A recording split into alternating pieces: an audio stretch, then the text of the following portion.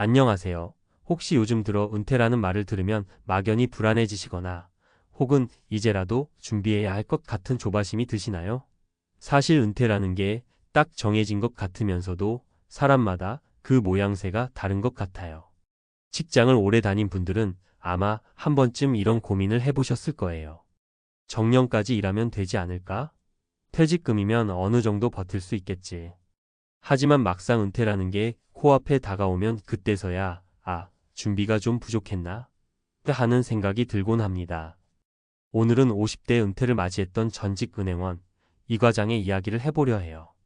이 과장은 30년 가까이 은행에 몸담아 왔고 늘 자신은 편안한 은퇴를 맞이할 거라 굳게 믿었죠. 그런데 막상 퇴직 후에는 생각지도 못했던 문제들을 맞닥뜨렸다고 해요. 이 과장은 어떻게 그 어려움을 극복하고 어떤 선택을 통해 10년 뒤 인생이 완전히 달라졌는지 이야기를 나눠보도록 하겠습니다. 1. 은퇴 직후 찾아온 오해와 현실의 괴리. 먼저, 이 과장이 은퇴 후 맞닥뜨린 가장 큰 충격은 내가 생각한 것과 다른 현실이었어요. 은행에서 꽤 높은 직급까지 올랐고, 주변에서도 이 정도면 노후 걱정 없겠다라는 말을 자주 들었죠. 그런데 막상 은퇴를 하니 가장 먼저 느낀 건 허무함이었습니다. 출근 안 해도 된다는 게 처음엔 참 좋았어요. 근데 며칠 지나니까 손이 떨리더라고요. 할 일이 없다는 게 이렇게 불안한 건지 몰랐어요. 이렇게 말하는 이 과장은 은퇴 후 한 달간을 정말 허송세월로 보냈습니다. 가족과 함께 여행도 가고 십수년 만에 친구들도 자주 만나며 이제야 좀 쉬는구나 하는 느낌을 즐겼어요. 그런데 문제는 한 달, 두 달이 지나면서 시작됐습니다. 새벽에 일어나도 출근할 곳이 없고 몸은 멀쩡한데 정신적으로는 나는 이제 뭘 해야 하지? 하고 갈팡질팡하게 된 거예요. 그뿐 아니라 경제적인 현실도 만만치 않았어요. 은행원으로 오래 일했으니 나름 퇴직금이나 연금이 있을 거라 생각했는데 막상 세금이나 보험료, 아이들 교육비, 부모님 간병비 등 생각지 못했던 지출이 엄청나게 나가더라는 겁니다. 이 과장 왈. 수입이 나올 곳이 없으니 통장에서 돈이 빠져나가는 게 눈에 보이는데 그게 얼마나 무섭던지 1년까진 버틸 수 있겠다고 생각했는데 막상 받아보니 퇴직금도 세금 떼고 이것저것 처리하고 나니까 예전만큼 넉넉하지 않았어요. 이런 상황에서 이 과장은 내가 정말 잘못 준비했구나라는 걸 절감했습니다. 그런데 그때 아내가 한마디 했다고 해요. 아직 안 늦었어. 뭔가 다시 시작해봐. 이 말에 이 과장은 정신을 바짝 차렸고 자신이 앞으로 어떤 선택을 해야 할지 고민하게 되었다고 합니다. 2. 인생을 바꾼 세 가지 선택. 이 과장은 퇴직 후 10년이라는 긴 시간 동안 몇 번의 시행착오 끝에 세 가지 중요한 선택을 했다고 해요. 그리고 그 선택으로 인해 10년 후 자신의 삶이 완전히 달라졌다고 말합니다. 어떤 선택이었을까요? 첫 번째 선택, 몸으로 할 수 있는 일을 찾자. 이 과장은 처음에는 자신의 경력만 믿었어요. 나는 은행에서 30년 가까이 근무했으니 어디서든 안정적으로 재취업할 수 있겠지 생각한 거죠. 그런데 현실은 달랐습니다. 비슷한 상황의 명퇴자들이 이미 시장에 넘쳐났고 대부분의 회사는 나이 많다고 꺼리는 분위기가 있었어요. 결국 이 과장은 완전히 다른 분야를 눈여겨보기 시작했습니다. 남들은 은행 경력 살려서 컨설팅이나 투자, 자문 같은 걸 하길 기대했지만 이 과장은 오히려 직접 몸을 쓰는 서비스업에 눈을 돌렸어요. 왜 그런 선택을 했냐고 물었더니 이 과장은 이렇게 말합니다. 앞으로 나이 들수록 머리로만 할 수 있는 일도 중요하지만 몸을 움직이면 오히려 건강에도 좋고 사람들과 부딪히면서 새 기회를 찾을 수 있다고 생각했어요. 사무실에 가만히 앉아 분석하는 일은 은행에서 너무 오래 했잖아요. 그래서 이 과장은 카페 창업을 결심합니다. 처음에는 카페? 그거 망하기 쉽다는데 라는 말도 많이 들었대요. 하지만 이 과장은 최종적으로 카페를 열었고 바리스타 자격증까지 따면서 하루 종일 서서 일하기 시작했습니다. 정말 쉬운 일은 아니었습니다. 자영업의 고충도 많았고 은행원 때의 습관과도 전혀 달랐죠. 매일 가운을 입고 근무하던 사람이 에이프런을 두르고 커피 머신을 돌리려니 여러 번 실수를 했습니다. 하지만 점차 단골 손님이 늘어나면서 이 과장에게는 땀 흘려번 돈이라는 뿌듯함이 생겼다고 해요. 두 번째 선택 인맥을 두려워하지 말고 펼쳐라. 두 번째는 사람을 두려워하지 않게 된 것이랍니다. 이 과장은 은행을 그만두고 나서 자기 주변 사람들과 자꾸 거리를 두려고 했대요. 어차피 이제 나는 직함도 없고 신분도 없는데 괜히 보기에 없어 보이지 않을까 하는 생각이 들었던 거죠. 그런데 아내와 대화를 나누면서 깨달은 게 오히려 은퇴 후에는 더욱 사람들과 어울리고 인맥을 이어나가는 게 중요하다는 것이었습니다. 카페를 운영하면서도 동네 모임, 옛 직장 선후배 모임에 적극적으로 참석했어요. 손님에게도 먼저 다가가서 제가 바리스타 초보라 실수할 수 있는데 맛있게 봐주시면 감사하겠습니다 라며 솔직하게 털어놓았죠. 그런 게 쌓이면서 오히려 이 과장은 다양한 제안을 받을 수 있게 되었습니다.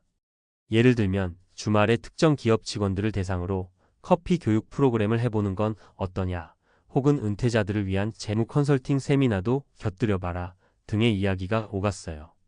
그때 처음에는 난 이제 은행일 안 해라고 거부했지만 여러 사람들의 조언을 듣고 다시 재무 컨설팅 공부를 시작했다고 합니다. 그게 바로 이 과장의 인맥 전략이었죠. 공식적인 자리는 없어도 인맥을 통해 언제든 새로운 프로젝트가 생길 수 있다는 말을 되새긴 겁니다. 사람들을 두려워하기보다는 자신이 도움 줄 수 있는 부분을 나눌 때 오히려 더 많은 기회가 생긴다는 걸 깨달은 거죠. 세 번째 선택, 작은 성취를 일상의 심자. 마지막 선택은 다소 추상적인데 이 과장은 이것을 작은 성취라고 불렀어요. 퇴직 전에는 월급일이 되면 통장에 자동으로 찍히는 금액이 있었고 회사에서 성과가 나면 상을 받기도 하고 직급이 오르는 식으로 눈에 보이는 성취가 있었습니다. 그런데 은퇴 후에는 그런 가시적인 보상이 현저히 줄어들어요. 그때 이 과장은 아주 사소한 일부터 자신에게 미션을 줬다고 합니다. 예를 들면 오늘은 카페에 오는 단골 손님 한 분과 신메뉴 피드백을 꼭 받아보자. 아니면 일주일에 한 번은 새로운 원두를 테스트해보자. 이런 식으로 구체적인 목표를 세웠죠. 그리고 목표를 달성하면 스스로에게 오, 잘했어. 역시 노력하면 돼. 라고 칭찬을 해줬다고 해요.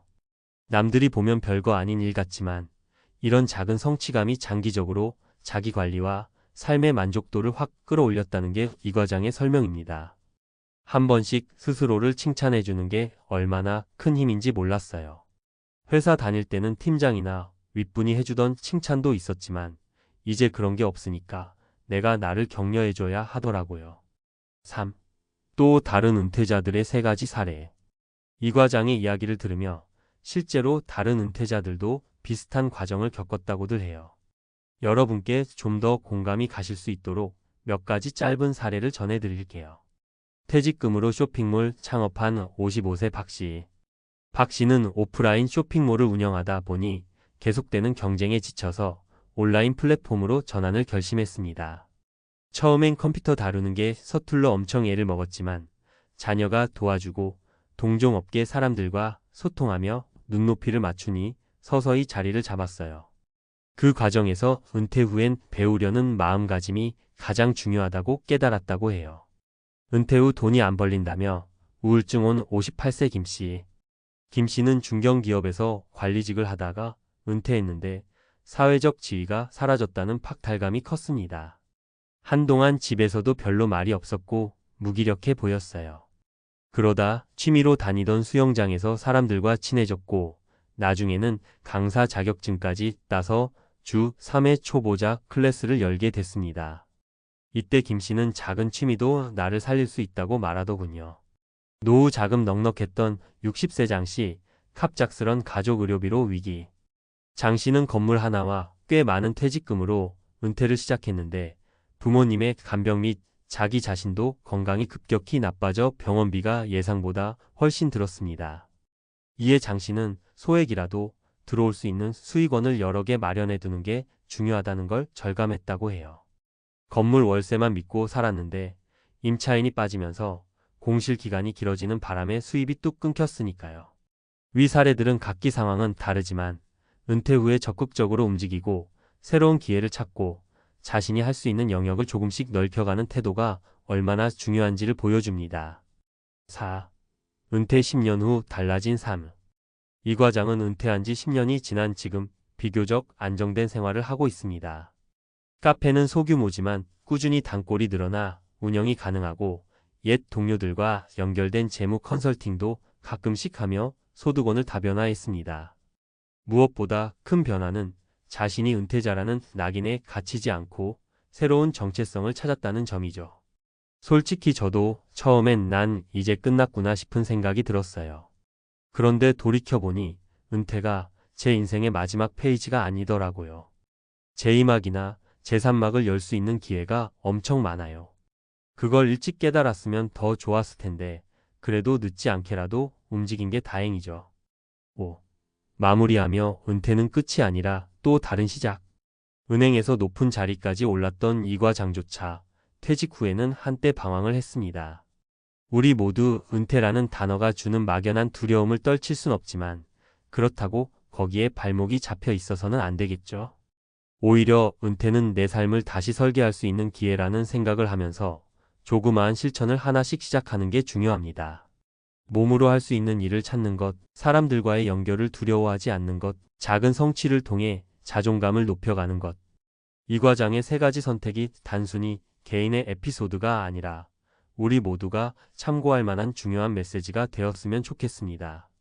은퇴라는 단어가 주는 무게감이 부담스럽다면 우선은 오늘 내가 할 수 있는 작은 목표부터 정해보세요. 그걸 달성했을 때 스스로에게 해주는 작은 칭찬이야말로 우리 인생의 다음 10년, 그리고 그 이후를 바꿀 수 있는 에너지원이 될 테니까요. 자, 지금까지 이야기가 조금 길었지만 어찌 보면 은퇴 후 인생은 아직도 우리에게 열려있는 무대 같습니다. 어디서든 어떤 형태로든 새로운 기회를 잡을 수 있고 또 만들어갈 수 있어요. 오늘 이 글을 읽고 조금이나마 마음의 짐이 덜어지셨다면 좋겠네요. 그리고 이 과장의 사례가 여러분께 나도 할 수 있겠다는 용기가 되길 바랍니다. 은퇴는 끝이 아니라 또 다른 시작입니다. 그리고 그 시작은 움직이는 자에게 기회가 온다라는 사실을 꼭 기억하시길 바라요.